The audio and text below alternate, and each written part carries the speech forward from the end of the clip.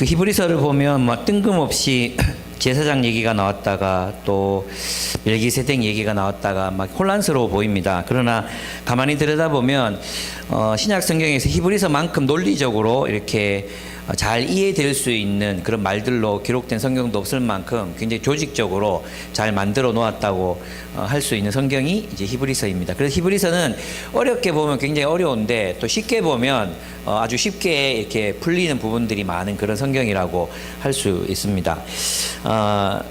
그래서 최초의 이제 조직 신학서라고 하기도 하고 그러죠. 근데 이제 오늘 대제사장 얘기가 나오는데 저는 이제 4장 14절부터 읽어야 이제 이 본문이 좀 연결되기 때문에 4장 14절부터 10절까지 뒤에 멜기세덱 이야기는 다음 주에 제가 다루도록 하겠습니다. 이 이야기는 여러분이 설교를 2개 들어야 된다는 뜻입니다. 네. 하나님은 왜 우리에게 이 대제사장 얘기를 하시느냐 하면 결국 그 전체 맥락을 이제 봐야 되는데 전체 맥락에서 보면 우리에게 안식을 주시기 위해서다. 우리의 안식을 위해 대제사장이신 예수님이 우리에게 절대적으로 필요하다. 이런 얘기를 하려고 하는 겁니다. 그래서 이 대제사장 얘기는 우리의 안식과 연결이 되어 있습니다. 하나님은 우리에게 안식이라고 쓴 하나님의 나라를 우리에게 선물하려고 하십니다. 안식은 그래서 오늘 제 제목은 왕 그리고 대제사장이신 그리스도입니다. 왕 그리고 대제사장이신 그리스도. 네, 안식이 뭐냐 하면 하나님의 안식, 우리를 하나님의 안식으로 들어가게 하시려고 하는데 이 안식을 다른 말로 성경에서는 이렇게 표현하고 있습니다. 첫째는 평화입니다. 평화. 여러분이 이제 그 지난주에 이제 설교 들으셨죠? 6일까지 일하시고 제7일 안식에 들어가셨잖아요. 그래서 이 안식은 하나님이 창조하신 최초의 완전한 세계, 하나님의 정의와 공의가 완전히 실현되고 있었고 사랑의 원리, 이 사람은 내 뼈 중에 뼈요 살 중에 살입니다라고 하는 사랑의 원리가 완전히 작동하고 있었습니다. 그리고 풍성했습니다. 굉장히 풍요로운 시대를 그들은 살아갔습니다. 그 모든 것들을 평화라고 합니다. 그 샬롬이라는 말을 사실 한국말로 번역하기가 되게 어렵거든요. 평안 이러면 뭔가 우리 내적인 것 같고 평화 이러면 전쟁이 없는 상태를 말하는 것 같고 그렇잖아요. 근데 이 샬롬이라는 말은 그냥 하나님이 창조하신 태초의 완전한 세계를 의미한다. 이렇게 생각하시면 돼요. 그럼 그 세계가 우리에게 주는 게 뭐겠어요? 안식이거든요. 안식. 이해되시죠? 우리는 그래서 있잖아요. 우리는 언제 안식할 수 있느냐 하면 하나님과의 완전히 올바른 관계, 하나님과의 친밀한 관계, 또 이웃들과의 관계 속에서 하나님의 사랑과 정의와 평화가 실현된 그런 공동체, 거기에서 우리는 안식을 누릴 수 있습니다. 그리고 자연도 그렇죠. 이 자연도 하나님께서 태초에 창조하신 그 아름다운 공해와 오염과 파괴가 없는 그런 세계 속에서 우리는 안식을 누리게 되어 있습니다. 그냥 뭐 오래 쉰다고 안식이 아니잖아요. 그럼 안식을 여러분이 마음이 힘들고 관계가 어렵고 막 독재 지배 아래 막 살고 있고 막 이런 마음에서 많이 쉰다고 그게 쉼이 될까요? 겪어보셨죠? 부부싸움하고 누우면 그 안식이 안 돼요. 그죠? 부부싸움하고 누우면 안식이 안 되고 화해를 해야 안식이 되잖아요. 그게 이제 안식이라는 겁니다. 그래서 안식이란 말은 그런 의미에서 평화라고도 할 수 있고 구원이란 말이라고도 할 수 있습니다. 왜냐하면 인간이 죄를 짓고 나서 인간이 스스로 하나님이 되고 나서 낙원으로부터 추방을 당하잖아요. 그래서 우리는 구원이 필요한 상태가 됐죠. 그렇죠? 원 세계가 파괴됐으니까 다시 그래서 하나님 나라, 하나님이 통치하시는 평화의 세계로 돌아가는 것을 구원이라고 하고 그 구원의 핵심은 하나님의 통치가 완전히 실현되는 거기 때문에 하나님의 나라라고도 한다. 그럼 요한복음은 이 구원을 하나님 나라를 안식을 다른 말로 뭘로 표현했어요? 영생. 영생이라고 표현했어요. 그래서 성경은 구원, 하나님의 나라, 평화, 안식, 이 모든 말들, 영생이란 말들을 동일한 어떤 것을 설명하는 다양한 용어들로 설명하고 있습니다. 그래서 어떤 누군가는 뭐 이런 책을 냈으면 좋겠어요. 구원론을 말하면서 이 개념들을 다 설명할 수 있으면 구원의 아주 다양한 측면들을 이렇게 구원 이런 거였구나. 단순히 그냥 우리가 죽어서 천국 가는 게 아니었구나. 이런 것들 아마 조명해 볼 수 있지 않을까. 이런 생각이 듭니다. 그렇다면 예수님께서 성육신 하시고 대제사장이 되시고 또 왕이 되시기 위해서 오신 이 모든 상황들이 우리에게 무엇을 주시기 위한 것이었다. 히브리서 용어로는 안식을 주시기 위한 것이었다는 것입니다. 그래서 안식은 샬롬이며 구원이며 하나님의 나라입니다. 안식이 들어간 사람은 지난 시간에 공부했죠. 자기의 일을 쉰다 그랬어요. 자기의 일을 쉰다. 이 말이 뭐냐면 자기의 일을 쉬고 그 다음 구절을 보면 하나님의 말씀에 순종한다. 이렇게 돼 있죠. 그죠? 그래서 자기 일을 쉬고 그리스도께 순종한다. 그리스도께 순종하는 게 안식이잖아요. 하나님의 통치 속에서 사는 게 안식이야. 하나님의 통치 속에서 사는 게 하나님 나라고 구원이야. 맞죠? 맞아요? 그러면 자기 일은 뭐겠어요? 자기의 일. 자기 일을 쉰다. 이 말은 뭐냐 하면 자기의 힘과 노력으로 하나님 나라를 건설하려고 한다. 이 말이에요. 자기의 힘과 노력으로 하나님 나라를 건설하려고 한다. 그러면 1세기 시대를 보면 자기의 힘으로 하나님 나라를 건설하려고 했던 사람들이 누구였어요? 열심당원들, 바리새인들, 서기관들. 이런 사람들은 혁명을 통해서 하나님 나라를 이루려고 했잖아요. 그죠? 바리새인들은 또 율법의 통치, 법의 법률적인 통치를 가지고 하나님 나라를 세우려고 했죠. 이 모든 시도들을 쉰다 이 말이에요. 오늘날 우리로 말하면 어떻게 했어요? 우리는 돈으로 천국을 살려고 하죠. 돈으로 천국을 건설하려고 합니다. 돈이 많으면 천국이 약속했던 안전과 건강과 우정과 관계와 내가 원하는 모든 것을 얻을 수 있다고 생각해요. 그게 자기의 일이라는 것입니다. 자기의 일. 어떤 뜻인지 이해됩니까? 자기의 일을 그치고 어디로 들어갑니까? 자기의 일을 그치고 쉬신 것과 같이 어디에서 쉽니까? 하나님이 통치하시는 하나님 나라에서 쉬는 거잖아요. 그럼 하나님 나라는 아무것도 안 하고 있는 게 아니라 하나님의 통치를 따라 살죠. 그래서 말씀에 대한 순종이 필수적인 게 하나님 나라다. 그래서 말씀의 통치에 온전히 복종하는 것. 그래서 말씀이 나 자신을 완전히 지배하고 장악할 때 하나님의 예수 그리스도의 사랑의 계명이 나를 완전히 지배하고 빛이 나를 둘러서 살아갈 때 내 마음에는 뭐가 있겠습니까? 평안이 있죠. 평안이 있어요. 그래서 내가 세상적인 가치관을 따라서 보복하려고 하고 세상적인 가치관을 따라서 돈으로 행복을 사려고 하고 세상적인 가치관을 따라서 내가 권력을 가지려고 하고 권력으로 누군가를 통제하려고 해서 내가 나를 편안하게 하려고 하고 이 모든 것들은 뭐예요? 우리를 불행하게 만든다. 안식을 누릴 수 없게 만든다는 것입니다. 그래서 이제 안식이란 이제 평화, 구원, 하나님 나라인데 그래서 이제 안식과 구원, 하나님 나라가 이루어지려면 어떻게 해야 되는가? 성경에서는 이걸 신학적인 용어로, 신학적인 용어로 이렇게 얘기하면 이 세 가지가 이루어져야 돼. 첫째는 영화되어야 돼. 영화. 글로리피케이션이 돼야 돼요. 글로리피케이션.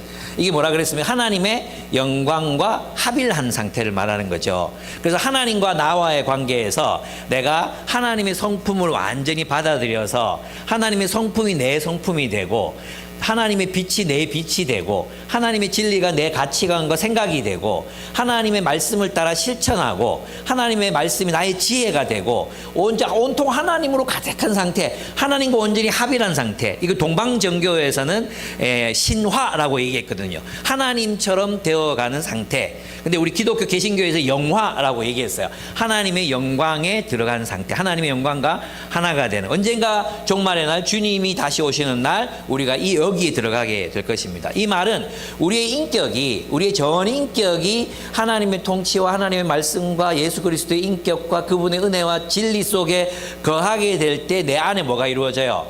안식이 이루어진다고요. 안식이.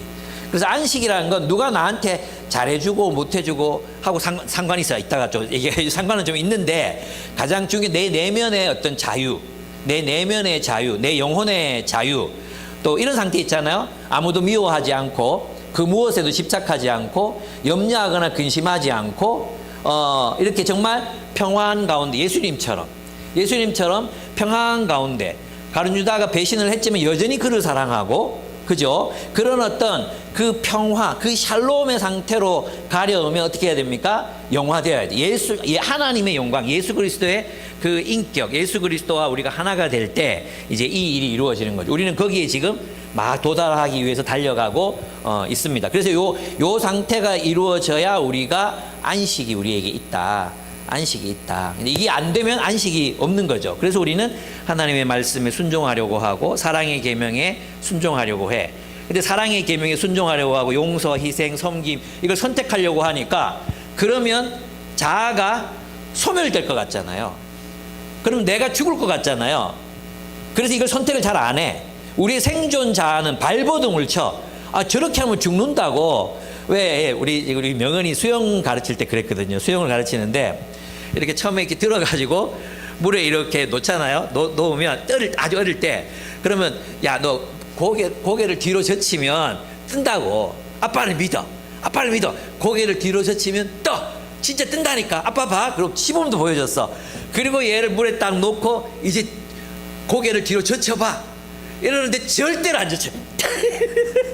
그래서 빨리 힘 빼고 자 놓는다 놓으면 막 다시 벌떡 일어나지고 막 어저께고 막 이랬거든요.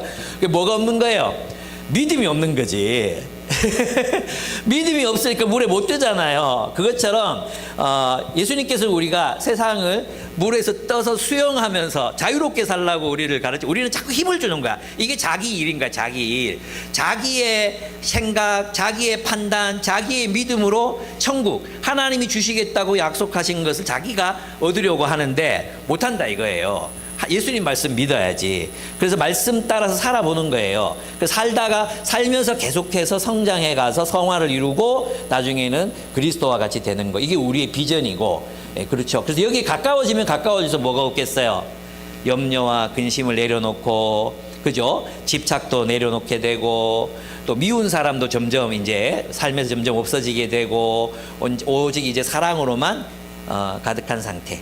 그래서 왜 나의 행복일지 마지막 장면에서 여주인공이 나와서 나는 사랑으로 가득해. 그래서 행복해라는 대사가 있거든요. 그 길어가지고 다는 못하겠는데 어쨌든 나는 사랑으로 가득해. 그래서 행복해라는 말이 있거든요. 예, 그 상태가 바로 영화. 우리 개인적인 구원. 우리 개인의 구원이 완성되는 지점이다. 여기까지 가는 과정이 뭐예요? sanctification. 성화되어 가는 과정이다. 근데 그리스도는 무엇이 우리를 이제 이렇게 성화되어 간다고 말해요? 그렇죠. 예수님의 십자가의 사역, 대제사장의 사역, 그리고 고난으로 순종을 배워서 완전케 되셨다. 이렇게 됐잖아요. 고난으로 순종을 배워. 고난. 그래서 우리에게 다가온 어떤 고난, 말씀에 순종하다가 보면 고난이 오잖아요. 말씀에 순종하다 보면 어려움이 와요. 거기서 포기하면 안 돼. 그걸 넘어야 돼. 그걸 넘어야 우리가 영화에까지 이제 구원에 이르도록 자라게 하려 합니다. 그 다음에 두 번째는 이 개인의 영화도 중요하지만 두 번째는 연합도 중요해요. 연합은 뭐냐 하면 이것은 공동체적인 구원을 말하는 것입니다.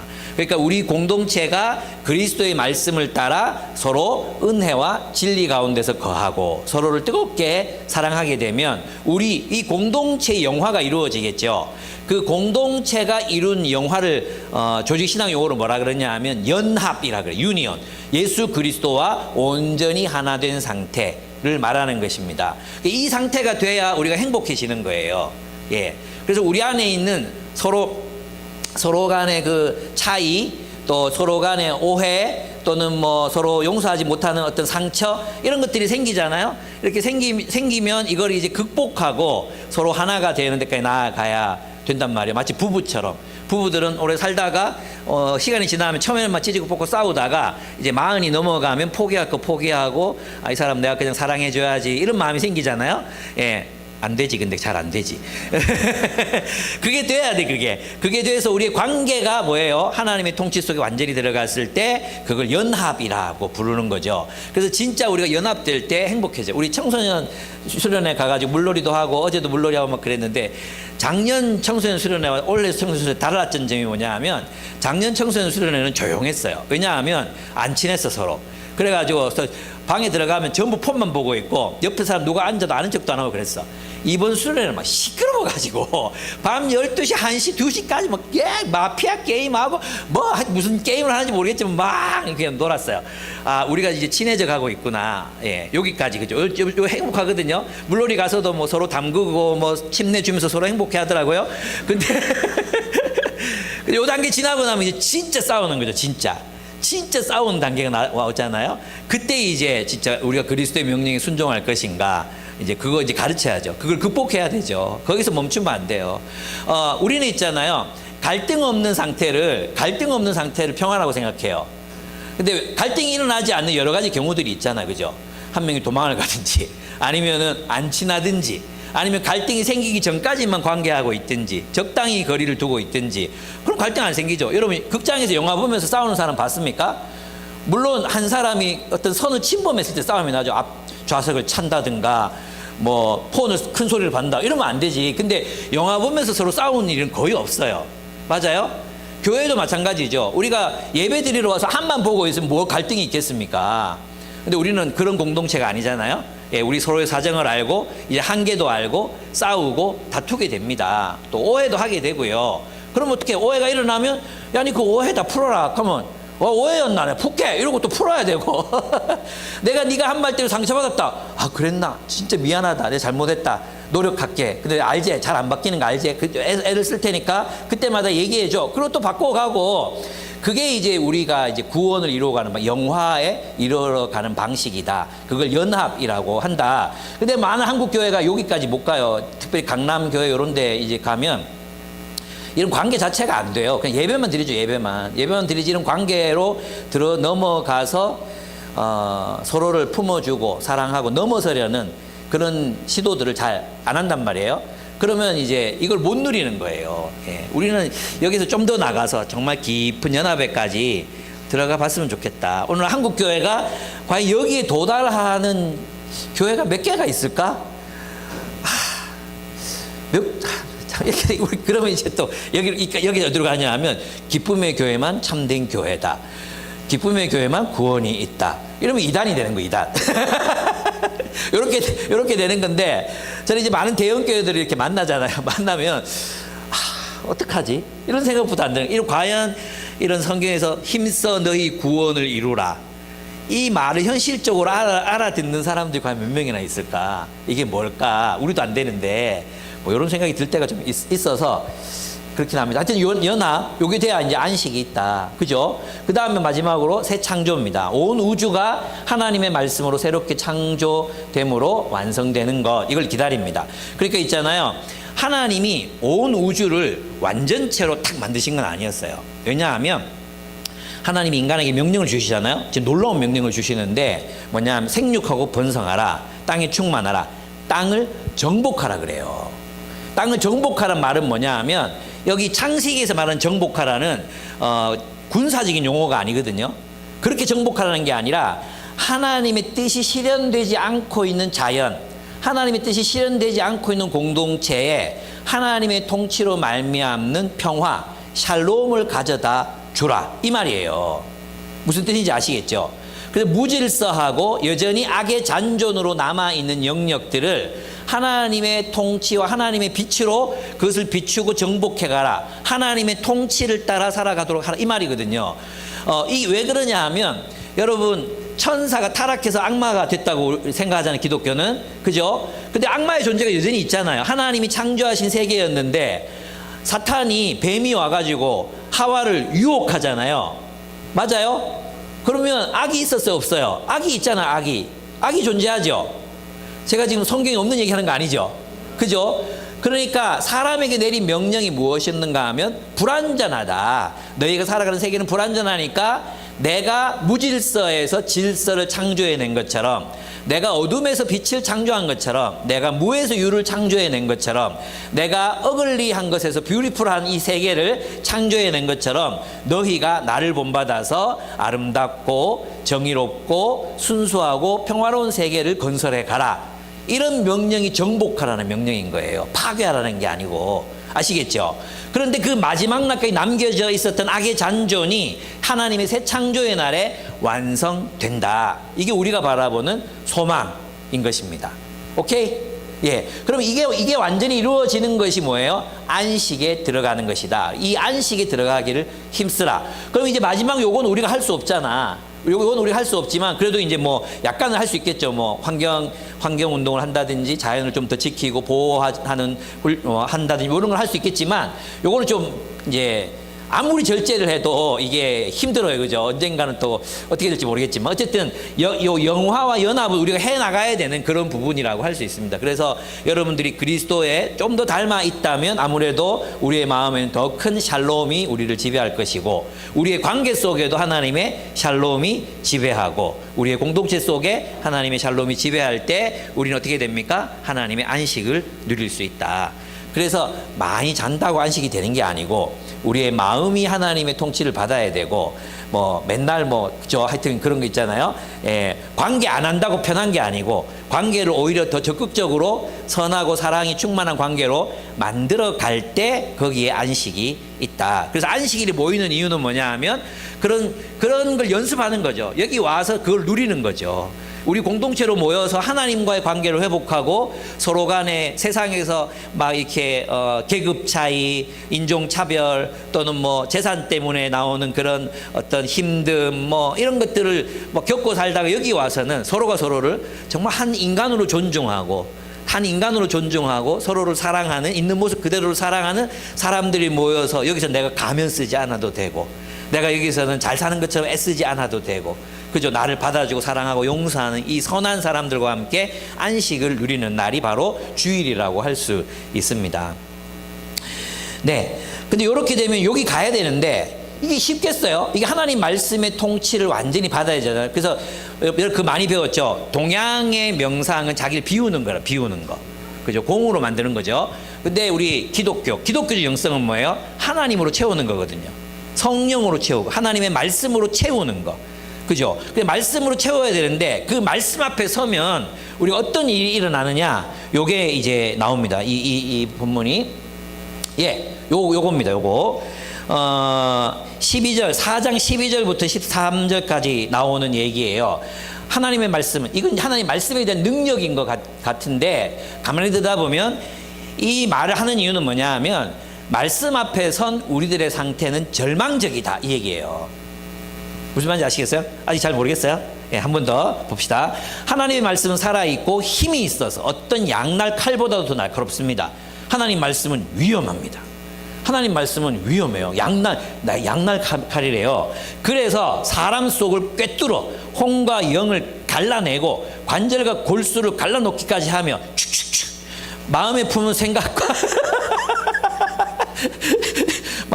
생각과 의도를 밝혀냅니다. 이 말씀이 얼마나 무섭냐 하면 마음에 품은 생각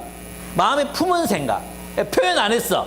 근데 내 마음에 품은 생각과 의도, 인텐션까지도 의도를 밝혀냅니다. 하나님 앞에는 아무 피조물도 숨겨진 것이 없고 모든 것이 그의 눈앞에 벌거숭이로 드러나 있습니다. 우리는 그의 앞에 모든 것을 드러내 놓아야 합니다. 말씀 앞에 서면 우리는 숨길 수가 없어요. 죄인이라는 거죠. 죄인이 확인된다는 거죠. 그죠? 말씀이 앞에 선 우리의 존재가 완전히 벌거숭이처럼 완전히 우리 숨은 의도까지도 다 드러나니까 누가 저 안식을 누릴 수 있겠습니까? 우리가 죄인이라는 게 판명되는데 하나님께로 갈 수가 없는데 하나님의 눈앞에서 우리는 다 죄인이고 우리는 다 심판받아야 되는 존재이고 그죠? 아까도 얘기했지만 죄인인 상태로는 우리가 영화에 이룰 수가 없잖아요. 우리의 죄의 문제를 해결하지 않고는 나의 안에 있는 이기심, 자기중심성, 집착, 탐욕, 하나님을 떠난 우리 이 존재적인 문제, 이 문제를 해결하지 않고는 죄인이라는 이 존재적 문제를 해결하지 않고는 영화, 구원, 안식을 누릴 수가 없단 말이에요. 근데 말씀이 떡 있으니까 절망인 거지. 그래서 뭐예요? 그래서 14절 4장 보세요. 4장 앞에서 말씀에 대한 얘기를 해놓고 그러나 말씀 앞에서 절망할 수밖에 없지. 그러나 우리에게는 하늘에 올라가신 위대한 대제사장이신 하나님의 아들 예수가 계십니다. 아멘. 예, 그래서 예수가 계십니다. 이렇게 얘기하는 거예요. 저 말씀 앞에서는 우리는 숨은 의도까지 다 드러나니까 다 심판의 대상일 수밖에 없고, 또 심지어는 우리의 죄의 문제를 스스로 해결할 수가 없으니까 우리의 존재적인 완성이 이루어지지 않은 아주 미숙한 상태, 아주 어린아이 같은 상태, 집착하고 탐욕스럽고 폭력적인 이런 모습 속에 살아갈 수밖에 없으니까 구원은 불가능하잖아요. 구원은 불가능하잖아요. 그런데 우리에게 누가 있어요? 하나님의 아들, 대제사장이신 그리스도가 우리에게 있다. 이분이 우리를 어떻게 하신다고요? 구원에 이르도록 자라게 하실 것이다. 구원으로 우리를 인도하실 것이다. 성도의 견인, 포기하지 않고 우리를 이끌어 주님의 안식에 우리를 도달케 하실 것이다. 이 얘기를 이제 본문에서 하고 있습니다. 그래서 요거 한번 같이 읽어보겠습니다. 근데 요게 중요해요. 요거 중요한데 오늘 왕이시며 대제사장이신 예수가 이제 여기 히브리서 5장에 나온 핵심적인 개념이라고 할 수 있어요. 그럼 왕이 왜 필요하겠어요? 왕이 왜 필요하면? 그러나 우리에게는 하늘에 올라가신 위대한 대제사장이신 하나님의 아들 예수가 계십니다. 여러분 있잖아요. 구약을 보면 제사장 계열과 왕 계열이 있잖아요. 왕은 제사장이 될 수 없었고 제사장은 왕이 될 수 없어요. 그죠? 그래서 이제 왕이 제사장 노릇 하려고 하다가 왕위를 빼앗기잖아요. 사울 같은 경우에. 이 두 개는 완전히 분리돼 있었어요. 그죠? 그런데 요 두 개가 예수님끼리 붙어 있는 거예요. 대제사장이신 하나님의 아들이죠. 대제사장은 이제 이해하시잖아요. 우리의 죄의 문제를 해결해 주시는 분. 그죠? 속죄. 그리고 우리 안에 있는 죄를 없이 하시고 우리를 이끌어서 그리스도를 따르게 하시는 분이라면, 하나님의 아들은 뭐겠습니까? 하나님의 아들은 뭐냐면, 예, 여기 안 나오네. 예. 하나님의 아들은 시편 2편에 나옵니다. 시편 예, 나옵니다. 예, 그 뒤쪽에서 한번 얘기해 보겠습니다. 시편 2장 7절인데 지금 예, 다루겠습니다. 어차피 예, 제 순서를 따라서 지금 안 하고 있어가지고 예, 여기 보면 이제 요거 지난 시간에 제가 여러분하고 함께 했어요. 기억나실 거예요, 그죠? 내가 나의 거룩한 산 시온산에 나의 왕을 세웠다 하신다. 나의 왕을 세웠다 하신다. 나 이제 주님께서 내리신 칙령을 선포한다. 주님께서 나에게 이르시기를 너는 내 아들, 내가 오늘 너를 낳았다. 이 표현이 뭐라 그랬어요? 내가 너를 오늘 낳았다. 내가 너를 왕으로 세운다. 이 말이라 그랬어요. 그죠? 내가 너를 낳았다. 이 말을 이제 고대의 신학자들은 이거를 뭐 발출이냐, 뭐냐, 막 논쟁을 했단 말이에요. 근데 시편의 문맥을 따라 보면은 내가 오늘날 너를 낳았다. 이 말은 뭐냐? 내가 너를 오늘 왕으로 세웠다. 이런 뜻이에요. 오늘 이 본문에 있잖아요. 내가 너를 낳았다. 내게 청하여라. 문 나라를 유산으로 주겠다. 내가 너를 아들로 삼았으니 왕의 아들에게는 뭐가 줘야지? 나라가 주어지잖아. 나라가. 그죠? 그래서 문 나라를 유산으로. 왜? 모든 나라가 하나님 거니까. 땅 이 끝에서 저 끝까지 너의 소유가 되게 하겠다. 내가 그들을 철퇴로 부수며 질그릇 부수듯이 부술 것이다 하셨다. 그러므로 이제 왕들아 지혜롭게 행동하여라. 세상의 통치자들아 경고하는 이 말을 받아들여라. 두려운 마음으로 주님 하나님을 섬기고 떨리는 마음으로 하나님을 찬양하여라. 그의 아들에게 입 맞추어라. 그렇지 않으면 그가 진노하실 것이니 너희가 걸어가는 그 길에서 망할 것이다. 그의 진노하심이 지체 없이 너희에게 이를 것이다. 주님께로 피신하는 사람은 모두 복을 받을 것이다. 아멘. 그럼 내가 오늘날 너를 낳았다. 이 표현은 뭐예요? 내가 너를 왕으로 세웠다. 근데 예수님은 메시아는, 우리 그리스도는 말씀으로 하나님의 아들이시잖아요. 원래 하나님의 아들이시란 말이에요.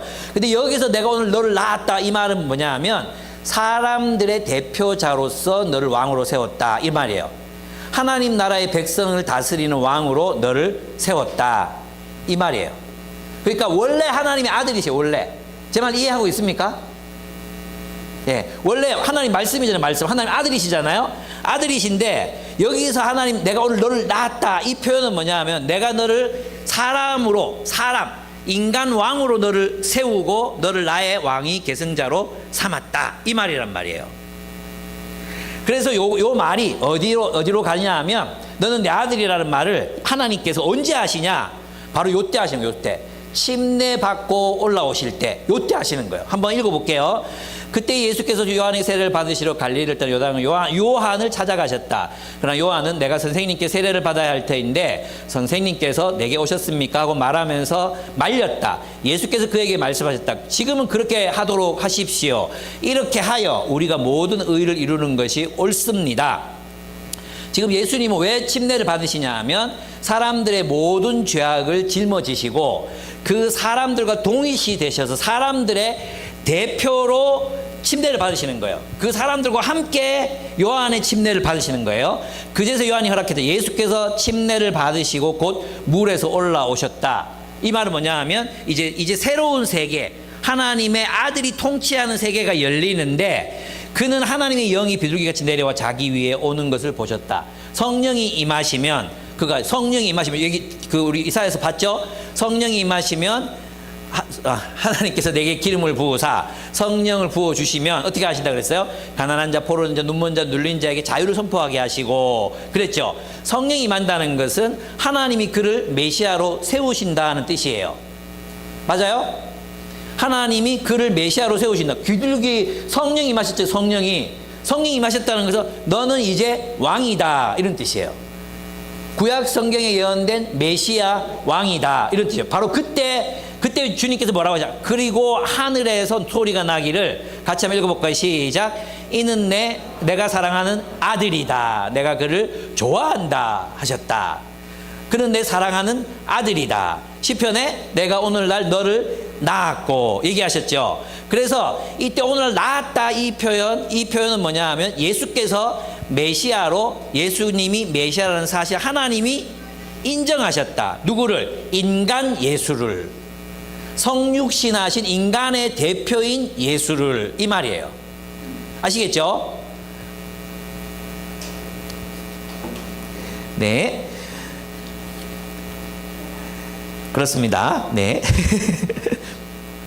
그렇습니다. 그래서 우리에게는 이 위대한 대제사장이신 하나님의 아들 예수가 계십니다. 그러므로 우리의 신앙 고백을 굳게 지킵시다. 신앙 고백이 뭡니까? 주는 그리스도시요 살아계신 하나님의 아들이십니다라는 고백을 끝까지 지켜라. 자기 일을 멈추고 그리스도의 통치 속으로 들어가라. 신앙 고백을 굳게 지키십시다. 아시겠죠? 그래서 있잖아요. 마치 이 자기 일을 쉰다 이랬을 때 교회를 오래 다닌 사람들은 아무것도 안 하는 거라고 생각해. 아무것도 안 하는 거. 아무것도 안 하고 쉬는 거. 그게 안식이라고 생각하거든요. 그게 아니에요. 그게 아니라 하나님의 통치를 따라서 열심히 살아라 이 말이에요. 하나님의 통치를 따라서 열심히 살고 하나님의 통치에 맞지 않는 것도 열심히 없애고 그렇게 살라는 거예요. 그래서 안식에 이루도록 안식에 들어가도록 힘써라 이거예요. 그래서 있잖아요. 노력이라는 말만 나오면 막 두드레기 반응을 일으키는 사람들이 있는데 이 자기 일을 이루는데도 노력이 필요하잖아요. 자기 힘으로 천국을 만들려고 하는 노력이 필요하잖아요. 그 노력 말고 주님의 뜻에 순종하기 위해서 힘쓰란 말이에요. 주님의 뜻에 순종하기 위해서. 근데 우리 힘으로 안 되잖아요. 누가 필요해요? 대제사장 예수께서 도우신다 이거예요. 대제사장 예수께서 우리를 도우시기 때문에 우리는 은혜의 보좌로 나아갈 수 있다. 왜냐? 주님은 우리의 연약함을 동정하신다. 왜냐하면 그분이 다 겪어보셨기 때문이라는 것입니다. 15절을 보시면 우리의 대제사장 우리의 연약함을 동정하지 못하시는 분이 아닙니다.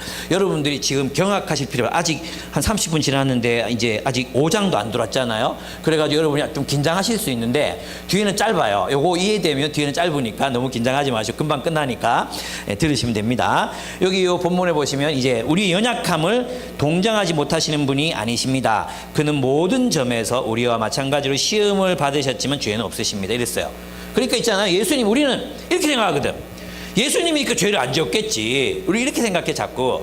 근데 히브리서 기자는 뭐라고 말해요? 그는 완전한 인간으로 오셨다는 거. 우리와 같이 완전한 인간으로 오셨기 때문에 그분도 우리와 동일하게 성적인 유혹, 미운 놈을 그냥 깨구리 만들어 버리고 싶은 유혹, 또 보복하고 싶은 유혹, 또 돈에 대한 유혹, 다 받으셨단 말이에요. 다 받아보셨기 때문에 이것을 극복하는 게, 이것을 넘어서 산다는 게 얼마나 힘든 일인지, 우리가 고난 가운데서 누구를 돌보는 게 얼마나 힘든 일인지, 누구를 섬기는 것이 얼마나 어려운 일인지 주님이 다 아신다. 동정하신다. 이거 동정하신다. 그래서 있잖아, 여러분이 기도 중에 상상의 눈을 열어서 관상으로 우리 주님을 바라보시면 주님께서는 항상 우리를 젖은 눈빛으로 바라보고 계십니다. 저는 그런 하나님을 늘 만났던 것 같아요. 유보가 내가 다 안다. 네 힘들지? 내가 다 알아. 내가 다 안다. 우리를 동정하시는, 나도 겪어봐서 네가 얼마나 아픈지 안다. 나도 버림당해봐서 버림당하는 게 뭔지 안다. 나도 남자잖아. 그래서 나도 그 성적 유혹이 얼마나 견디기 힘든 일인지 나도 안다. 그리고 거기에서 예수님께서는 늘 하나님의 뜻을 순종하기로 결단하셨다는 거예요. 그래서 있잖아요, 주님은 여러분의 모든 아픔, 모든 유혹, 모든 넘어짐 이거 다 아세요. 여러분이, 하나님이 여러분을 원수로 여기지 않습니다. 그래서 뭘 하면 됩니까? 우리는, 네, 그렇죠, 우리에게 자비와 은혜를 베풀어 주시는 은혜의 보좌 앞으로 때를 따라 도와주시는 그분의 보좌 앞으로 나가면 됩니다. 왜 여러분이 다 짊어지고 살려고 합니까? 주님 앞으로 가지고 나가십시오. 결과는 주님께 맡기십시오. 그리고 주님의 뜻대로 그냥 살아가십시오. 주님의 뜻대로 살아가다 보면 주님께서 여러분을 위로하시고 주님이 때를 따라 돕는 은혜를 여러분에게 주십니다. 지혜가 필요하면 지혜를 주시고요. 또 여러분이 사람이 필요하면 사람을 주시고요. 근데 내가 겪어본 바로는 그때 주시지는 않습니다. 딱 눈에 띄게 주시진 않고요. 시간이 지나 보면 그때 그랬구나 이렇게 알 수 있습니다. 그래서 믿음으로 걸어가야 됩니다. 예, 그때 즉각 점쟁이들은 그렇잖아요. 뭐가 보이는데 뭘 데리고 들어오더라고 그러면서 막 있잖아 나가라 하고 뭐 해봐, 이게 즉각적이잖아요. 근데 우리 주님 그렇지는 않은데, 제가 인생을 돌아보면 내 안에 있는 작은 유혹들, 큰 유혹들, 넘어짐 뭐 이런 것들이 많았어요.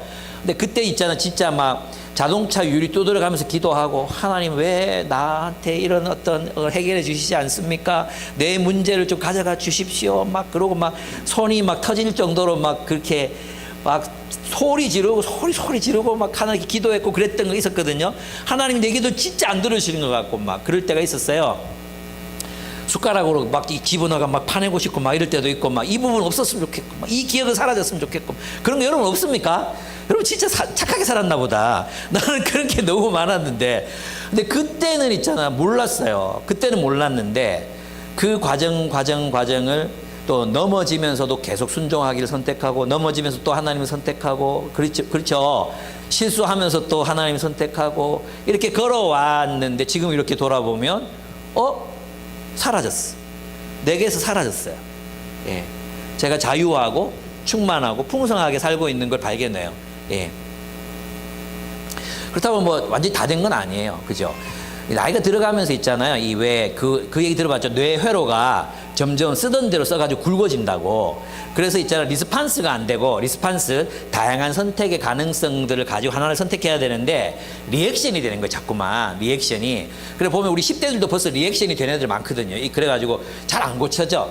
소리 지르지 마라 그렇게 얘기를 해서 계속 소리 지르고 하여튼 그 습관이 잘 안 바뀌어. 근데 늙을수록 더 그래요. 근데 요즘에는 있잖아, 속이 더 좁아져 가지고, 요즘에 나를 상처를 주는 것은 뭐 대형교회 비리 이런 것들이 나한테 상처를 주는 게 아니고, 아내가 내 먹고 싶은 걸 안 사고 아이들 먹고 싶은 걸 살 때 그럴 때 막 눈물 나도록 서러워요. 왜 이렇게 서럽지? 여러분 안 믿겨지죠? 내가 한 번은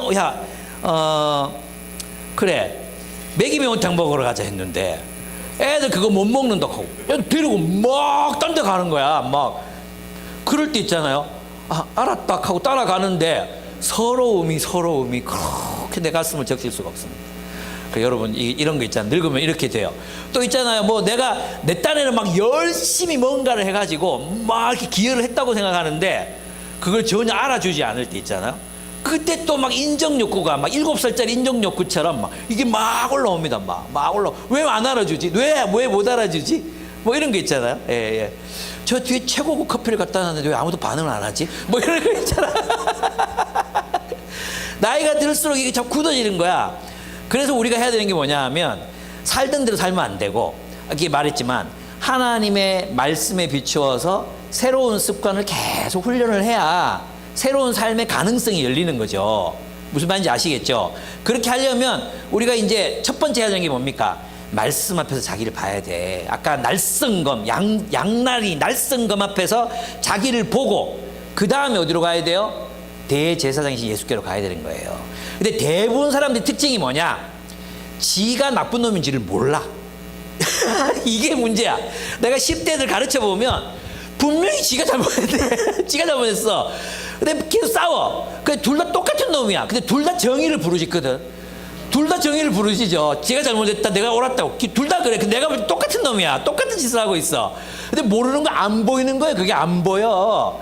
그래서 우리에게 필요한 게 뭐냐 하면 하나님의 말씀 앞에, 날성검 앞에서 우리의 숨은 의도까지 드러나기까지 말씀으로 깊이 들어가야 돼.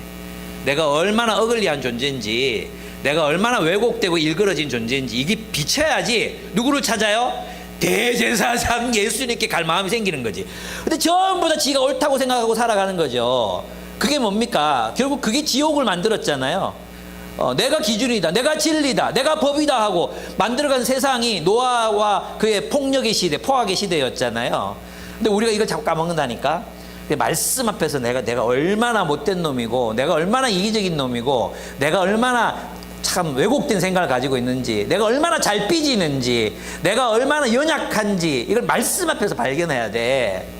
남 비추지 말고. 거울은 자기 보라고 한 건데 자꾸 남 비추고, 봐라 새끼 여기 고춧가루 꼈잖아. 자꾸 그 카보 자기를 봐야지. 자기를 보고 그 다음에 대제사장 예수를 찾아가야 돼. 아, 주여 나는 죄인으로서이다, 나를 떠나소서. 이게 돼야 되는 거예요. 이게 그때 주님께서 우리에게 때를 따라 도우실 은혜를 우리에게 베풀어 주십니다. 돕는 은혜를 우리에게 베풀어 주십니다. 이거 믿으셔야 합니다. 예, 근데 여러분 어떻게 하십니까? 지금도 주님 의지하지 않잖아. 기도하지 않잖아. 주님 의지 안 해. 모든 세상의 염려, 근심, 집착 다 자기가 짊어지고 자기가 다 해결해야 된다고 생각해. 그냥 우리는 노력하면 되고 하나님 뜻에 순종하면 되고, 안 되면 맡겨버려요. 안 되면 안 되는 거지 뭐. 어떡하겠어요. 그것까지 왜 다 책임지고 살라 그래. 안식. 우리는 주님의 뜻에 따라 살면 돼. 주님의 뜻을 확인하고 살면 되는데 왜 여러분이 하나님이 된 것처럼 생각하면 삽니까? 예. 주님의 뜻을 순종했어요? 오케이. 그 나머지 주님이 하실 거예요. 예. 그럼 뭐 잘 됩니까? 저는 그런 약속한 적 없어요. 그건 다음 문제예요. 한 가지 확실한 것은 여러분이 영화, 글로리피케이션 되는 과정 가운데 놓여 있을 것이다. 그리고 적어도 여러분 성숙할 것이다. 그리고 이전보다 스트레스를 덜 받게 될 것이고 주님을 닮아 더 많이 사랑하게 될 것이다. 그 얘기는 드릴 수 있습니다. 근데 그래서 우리에겐 대제사장이 필요해서 인간 제사장을 주님이 세우셨단 말이에요.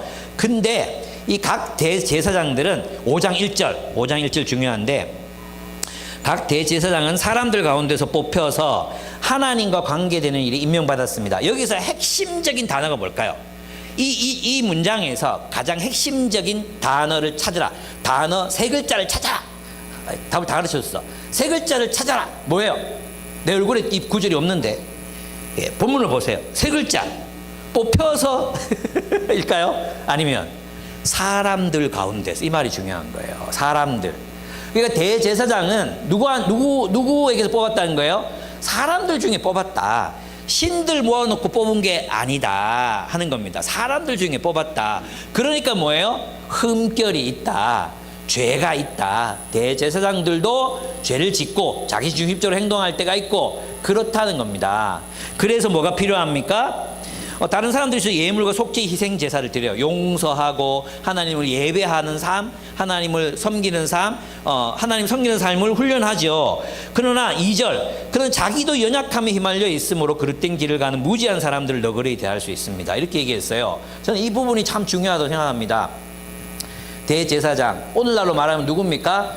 저 같은 목사, 또 숲지기들, 리더들이잖아요. 예, 이런 사람들이 어떻게 된다는 겁니까? 연약하다. 이 사람들도 뭐합니까? 연약에 휩싸여 있어요. 그래서 어떻게 해요?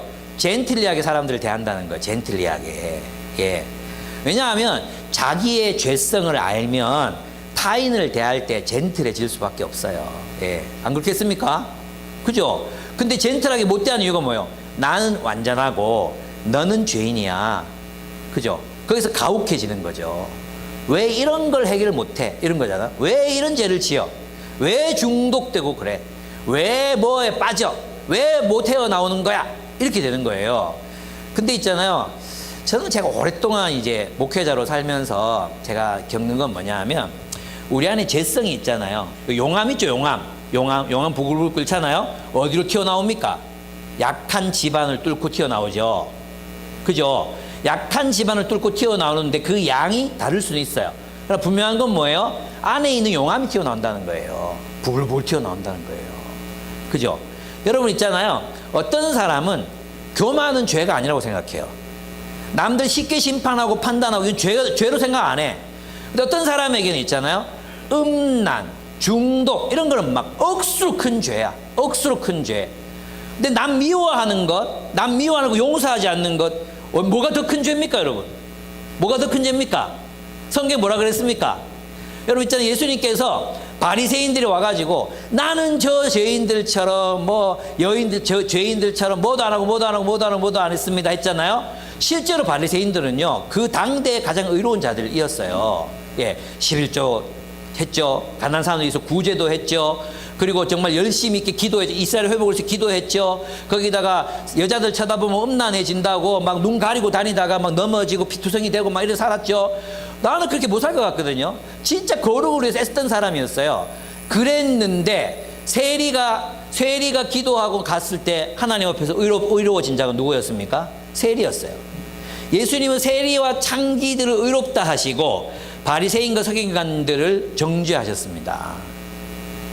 우리의 죄성이 어떤 사람에게는 교만으로 튀어나가고요. 우리 안에 있는 용암, 죄라는 용암이 어떤 사람들은 교만함으로 튀어나가고 어떤 사람들은 남을 판단하는 걸 튀어나가고 어떤 사람들은 자기 비하로 튀어나가고 어떤 사람들은 음란함으로 어떤 사람은 중독으로 튀어나갑니다. 모든 게 우리 안에서 나오는 겁니다. 모든 것이. 그래서 그랬죠. 바울이 이 작은 죄 하나도 지금 모두 율법에 거치는 자가 되는 것이다. 죄는 등급이 살인보다 뭐 도둑질이 약하죠. 그러나 이 모든 죄들은 우리 안에 있는 것들이 나오는 것입니다. 그래서 우리는 우리 안에 뭐가 드는지를 봐야 돼. 그래야 겸손해져요. 그래서 대제사장. 근데 이 히브리서는 점잖게 얘기하지만 젠틀하게 대할 수 있는 이유가 우리도 연약하기 때문이다. 나도 연약하기 때문이다. 그래서 우리는 서로를 바라볼 때 그래서 그런 의미에서 존중, 젠틀리하게. 여기 이 용납하여 젠틀리하게 서로를 다루는 이 마음들이 우리에게 있어야 한다는 겁니다. 그래서 저는 우리가 그런 마음으로 서로를 좀 대했으면 좋겠어요. 네, 물론 죄를 지었잖아요. 거기에 대한 죄에 대한 책임이 사람이 져야 돼요. 이 사람의 죄까지 우리가 짊어져야 되는 거 아니에요. 예, 이 사람의 죄에 대한 책임을 묻고 그러나 사람에 대한 태도에 있어서는 젠틀리하게. 예. 근데 이게 잘 안 되더라고. 나랑 뭐 이렇게 싸우고 뭐 이렇게 뭐 헤어지고 이런 사람들 있잖아요. 근데 한 번은 이제 이 경산에 있는 이마트 거기 이렇게 갔는데 거기 이제 그 에스컬레이터가 한쪽에서 이렇게 내려오고 한쪽에서 올라가게 돼 있어요. 내려가는데 올라오더라고요. 그래가지고 뛰어 내려갔죠. 마주치면 말 걸기 너무 무서워가지고 또 어떻게 할지 모르겠는 거예요. 야, 나도 참 속이 좁다. 따라가서 야, 잘 지냈나 한번 할 수. 그러면 걔가 또 어떻게 반응했을까? 여러 가지 상상이 되기 안 되는 이런 상황이었는데 어쨌든 참 사람이 그렇습니다. 예. 네. 얘기 안 해도 될 뻔했는데 제가 괜히 한 것 같아요. 예, 넘어갑니다. 그리고 이제 그래서 이제 뭐예요? 예, 그 대제사장 아까 얘기했고, 그다음에 넘어가고, 너네 아래로 넘어가고, 멜기세덱 계통의 대제사장이 필요하다. 그랬죠. 요거 왜 중요하냐? 그리스도는 온 세상을 다스리는 의의 왕, 평화의 왕이시잖아요. 그 왕의 통치가 없이는 평화의 세계가 열리지 않아. 여러분, 그렇죠? 인간 왕들은 결코 진짜 진정한 정의와 공의, 사랑의 통치를 실현할 수가 없었어요. 그죠? 그래서 예수님께서는 자신의 십자가의 죽으심으로 이 새로운 세계를 가지고 새로운 질서를 세상으로 가지고 오셨죠. 그게 바로 예수님이 침례받으신 말의 의미입니다. 그래서 예수님이 인간과 더불어 죽으시고 인간과 더불어 사셨을 때 성령이 오시고 새로운 세계, 이는 내 아들이다. 예수께서 통치하시는 새로운 하나님 나라가 열린 거예요. 하나님 나라가. 그 하나님 나라가 있어야 안식을 우리에게 주실 수 있어요. 그래서 예수님 왕이셔야 돼요. 예수님이 왕이 아니시고 죄만 용서하시는 분이시라면 이 새로운 세계를 가지고 오실 수가 없어요. 그래서 예수님은 새로운 공동체를 가지고 오셔야 되기 때문에 왕이셔야 하고, 또 하나는 멜기세덱이어야 돼요. 멜기세덱은 뭐냐 하면 의의 왕, 평화의 왕이라는 뜻이에요. 세덱, 체덱 그 의라는 뜻이에요. 의. 그리고 멜라크, 이게 평화 이런 뜻이거든요. 그래서 멜기세덱은 평화의 왕, 의의 왕인데, 이 사람은 뭐냐 하면 기원이 없어. 기원이. 제사장은 누구 가문 출신입니까? 레위 가문 출신이잖아. 레위 가문. 그럼 레위 가문 출신인데 이 멜기세덱은 하나님이 직접 임명하셔서 제사장이 됐어요. 그리고 살레임을 다스리는 왕이었어요. 그러니까 이 사람은 독특한 존재인 거야. 본문에 보면 어머니도 없고 이렇게 나와 하지만 실제로 하늘 뚝 떨어진 존재가 아니라 이 존재 자체가 하나님이 직접 임명하셨기 때문에 어떤 혈통이나 이런 게 중요하지 않다, 이런 뜻입니다. 어떤 혈통이나 신비롭고 막 이런 존재라기보다도 그냥 하나님이 직접 임명하신 왕이다. 누구의 예표냐? 메시아의 예표다. 메시아의 예표. 하나님께서 인간의 후예로 어떤 제사장이 되고 레위 후손으로 오는 게 아니다. 이 멜기세덱은 어떤 분이냐? 하나님이 직접 세우신 대제사장이다. 두 번째, 모든 하나님 백성들이 왕이다. 이게 무슨 뜻이냐 하면 아브라함이 전투에서 이기고 와서 전리품이 11조를 멜기세덱에게 바치잖아요. 그 말은 뭐냐 하면 이 11조는 과거에는 국가 세금이었거든요. 세금. 그러니까 당신이 나의 왕입니다 하고 의의 왕, 평화의 왕이 멜기세덱이 11조를 바쳐요. 이해되죠? 그러면 아브라함이 그에게 11조를 바쳤을 때 아브라함의 아브라함의 후손들, 레위들까지도 멜기세덱 왕으로 인정했잖아. 그죠? 그들이 절하고 경배했던 왕이 바로 메시아다. 하나님이 세우시는 왕이자 제사장이 오셔야 한다, 이 말이죠. 그럼 유대인들은 아니 예수가 제사장도 아닌데 우리 죄를 어떻게 씻기냐? 예수가 제사장도 아닌데 우리 죄 문제 어떻게 해결하냐? 이랬을 때 제사 드려야 된다. 제사를 드려야 되고 할례 받아야 되고 이렇게 해야 된다 했을 때 예수는 멜기세덱 계통의 제사장이다. 왜? 레위의 후손이면 안 되잖아. 레위의 후손은 인간인데, 죄 있는 인간인데. 그래서 아브라함이 멜기세덱이 11조를 바친 걸 봐라. 하나님이 멜기세덱의 계통에서 하나님이 왕을 세우신다, 메시아를 세우신다고 말씀하신 것이 맞다. 그는 왜냐하면 의의 왕, 평강의 왕이라는 상징적인 왕의 멜기세덱의 이름을 가졌지 않느냐. 그 멜기세덱이 누구냐? 의의 왕, 평화의 왕이 누굽니까? 하나님이 보내시는 멜기세덱 예수라는 겁니다. 의의 왕, 평화의 왕이신 예수다, 이 말입니다. 그래서 멜기세덱 반차가 필요한 거예요. 그래서 예수님은 왕이자 멜기세덱 계통의 제사장이 되셔야 된다. 이게 히브리서예요. 놀랍지 않습니까? 저는 있잖아요. 히브리서를 공부하면서도 그렇고 빌립보 다른 것도 그렇지만 이 1세기 그리스도인들의 이 지성, 이거는 성경을 많이 읽는다고 나온 논리가 아니잖아요. 진짜 나는 이분들이 지성의 수준이 얼마나 높은지 정말 감탄할 수밖에 없습니다. 그래서 우리는 이제 이 결론입니다. 결론. 빨리 지나갔죠? 예, 정말 빨리 지나갔는데 예수 그리스도 우리의 구원자이시다. 이 얘기를 왜 하느냐를 살펴봐야 돼. 7절부터 봅시다. 예수께서 육신으로 세상에 계실 때 자기를 죽음에서 구원하실 수 있는 분에게 큰 부르짖음과 많은 눈물로써 기도와 탄원을 올리셨습니다. 예수님께서는 예수님의 경외심을 보시어서 그 간구를 들어주셨습니다. 그 간구가 뭐겠습니까? 내가 이 십자가를 질 수 있도록 도와주십시오 라는 거겠죠. 내가 이 소명을 완수할 수 있도록 도와주십시오. 처음엔 어떻게 했습니까? 이 잔을 내게서 치워주십시오 했지만 계속 기도하면서 예수님은 그 잔을 받기로, 그 고난, 십자가의 고난의 순환의 잔을 받기로 선택하십니다. 그래서 그 기도를 들으셨다는 것은 그를 부활케 하십니다. 그를 부활케 하셔서 어떻게 하십니까? 왕으로 세우십니다. 그런 이야기입니다. 그러면 이 이야기를 히브리서 기자가 왜 하겠습니까? 예수님도 순종함을 통해서 안식에 들어가셨다는 거잖아요. 그죠? 이 본문에 기도하시고 그다음에 고난 가운데서도 말씀에 순종하셨어요. 모범을 보이셨죠? 그리고 그래서 이제 우리는 그를 통해 구원을 얻는데 근원이 순종. 여기 본문에 보면 굉장히 중요한 말이 나오죠. 8절. 그는 아드님이시지만, 아들이지만 고난을 당하심으로써 순종을 배우셨습니다. 이렇게 얘기해요. 순종을 배우셨습니다. 고난 가운데서도 순종하셨습니다. 이런 뜻이에요. 순종을 배우셨어요. 그죠? 그럼 우리도 어떻게 해야 된다는 거예요? 고난 가운데서 순종을 배워란 말이에요. 고난을 피하지 말고 고난 가운데서도 순종을 배워라. 우리는 그래서 그는 순종하는 모든 자에게 근원이 되신다. 그 고난의 구원의 근원이 되십니다. 9절. 그리고 완전하게 되신 뒤에, 그럼 불완전해서 완전으로 도달, 이게 아니라 완전하게 됐다는 것은 대제사장의 자격을 완전히 획득하셨다, 이런 말이에요. 그러니까 있잖아요, 하나님이 예수님을 그냥 대제사장, 하나님의 아들 딱 임명해 놓고 오늘날 재벌들 뭐 승계하듯이 그렇게 딱 승계한 게 아니라, 하나님의 아들 예수가 인간으로 오셨기 때문에 모든 인간과 동일시, 하나님께서도 예수를 동일시했대. 동일시 모든 인간들과. 그리고 그들 가운데서 예수가 하나님의 아들로 인정될, 몸으로 오신 아들이시지만 순종해서 아들의 자격을 얻으시도록 그 과정을 그냥 허용하셨다. 그냥 그 과정을 겪게 하셨다. 이런 뜻이에요. 그래서 그 고난으로 순종을 배워서 어떻게 됐어요? 구원의 근원이 되셨다. 모든 순종하는 자에게 구원을 주실 수 있는 권능을 가지셨다는 거죠. 어떻게 생각하면 코치죠. 코치.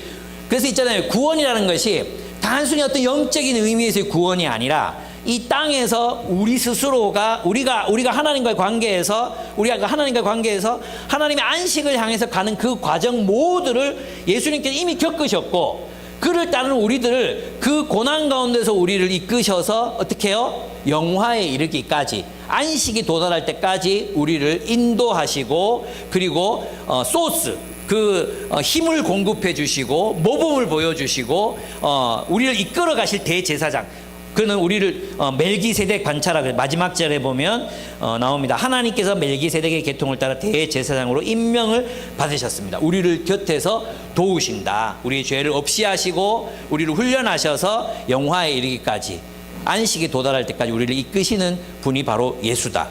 그럼 이거 왜 얘기했겠어요? 예수도 이랬는데 니들이 뭔데? 가만히 있으면 구원이 있나? 아니에요. 힘써 너희 구원을 이루라. 힘써 너희 구원을 이루라 그랬잖아요. 힘써. 포기하지 마라. 안식에 대한 약속이 남아있을지라도 포기하지 말고 끝까지 걸어가라. 예수도 그랬다. 예수도. 인간으로 오신 예수도 그랬다. 예수가 이 과정 생략하고 하나님 아들 된 게 아니다. 예수가 이 과정 생략하고 대제사장으로 인정받은 게 아니다. 그도 우리와 똑같이 이 고난의 길을 겪었다. 너희는 포기하지 마라. 뭐 해야 되냐? 기도해라. 기도로 하나님 우리를 구원하신다. 고난이 왔냐? 고난 가운데서도 끝까지 하나님의 뜻을 순종하며 살아라. 포기하지 말아라. 그는 우리의 근원이 되신다. 그는 우리를 구원할 힘이 있다. 구원의 근원이 되신다. 순종하는 자에게 주님이 구원을 주신다 그랬잖아요. 그러니까 그분에게는 힘이 있다. 그분 따라라. 그리고 대제사장인 그분께 나아가라. 계속해서 나아가고 때를 따라 돕는 은혜를 구하라. 그러면 우리가 안식에 들어가게 될 것이다. 이 얘기를 하는 것입니다.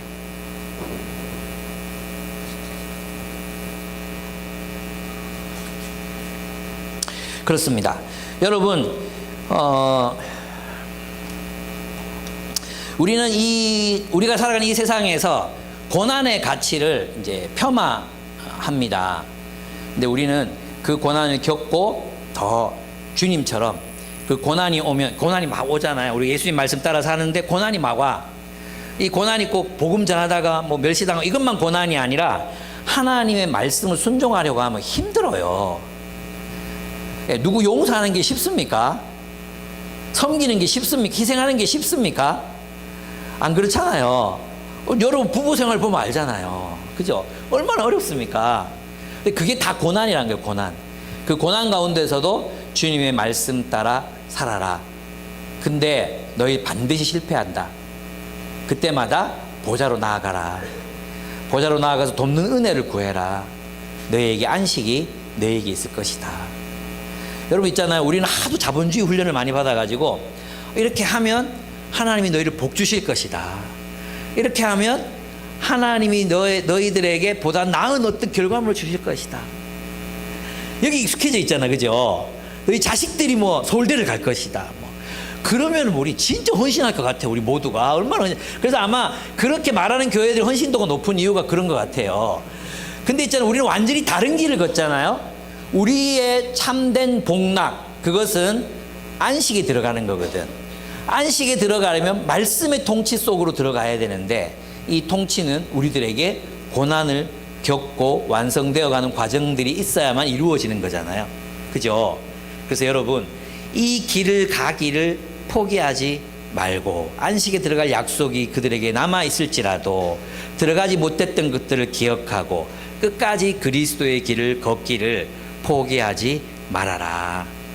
예수님도 그랬다. 그리고 예수님 궁극적으로는 왕이 되시지 않았냐? 예수님께 궁극적으로 부활하시고 승천하셔서 하나님 우편에 앉아서 우리를 지키시는 대제사장 왕이 되시지 않았냐?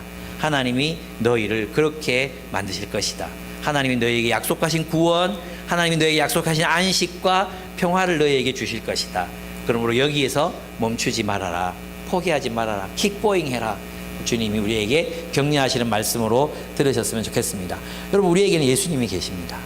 그 예수님 우리의 모든 것을 겪으시고 이미 먼저 가보셨습니다. 그분이 우리를 그 어떤 상태에서도 구출해내실 수 있는 분이십니다. 그분 의지해서 여러분 스스로 천국 만들려고 하지 말고 그분이 만드신 천국, 그분이 만들어 놓으신 그 천국에 들어가서 안식을 누리는 여러분들이 되시기를 축복합니다. 함께 기도하겠습니다.